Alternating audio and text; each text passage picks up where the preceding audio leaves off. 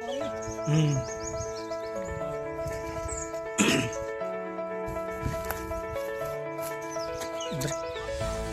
જગ્યા પરથી અહીંયા પાણી લાવવાનું અને એથી એકઠા કરીને આવી રીતે ધાર બનાવી અને પછી બીજા ખેતરમાં જાય છે.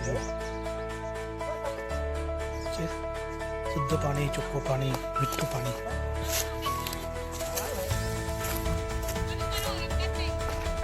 દાદા એટલા ખરા ધૂપમાં 1 વાગ્યા છે કામ કરે છે. જો આ પાણીથી અહીંયા જાતે બનાવીને બીજા ખેતરમાં જાય છે. આ પાણી મળે છે. ગામડામાં આવું ગામડામાં આવો ને ત્યારે જ જોવા મળે. અને દેશી પદ્ધતિ, ખુલ્લી જગ્યા, મસ્ત વાતાવરણ, પ્યોર ઓક્સિજન.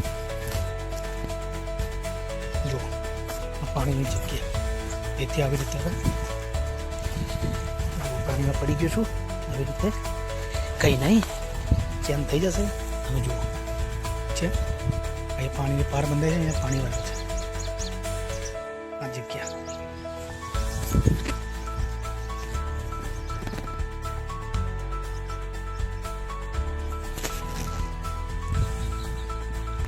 કાકા આ પાણી વાળા છે ખેતરમાં. શું આવું છે અહીંયા? બાજરી.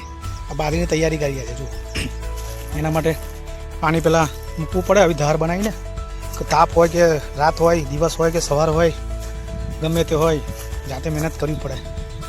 જો આવી રીતે ત્યાં તમને આગળથી બતાવ્યું પાણી આવે છે. આવી રીતે આ જગ્યા બધી જગ્યા પર પાણી જાય છે. આગળ પણ બતાવું કેવી રીતે જાય છે.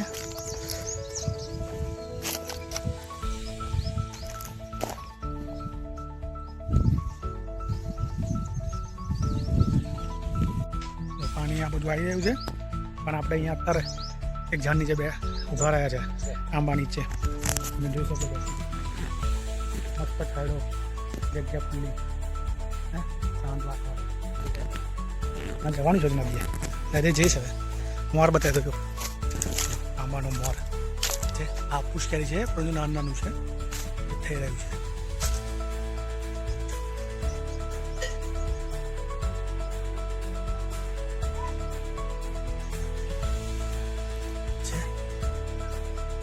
બધી જ જગ્યાએ નાની નાની છે.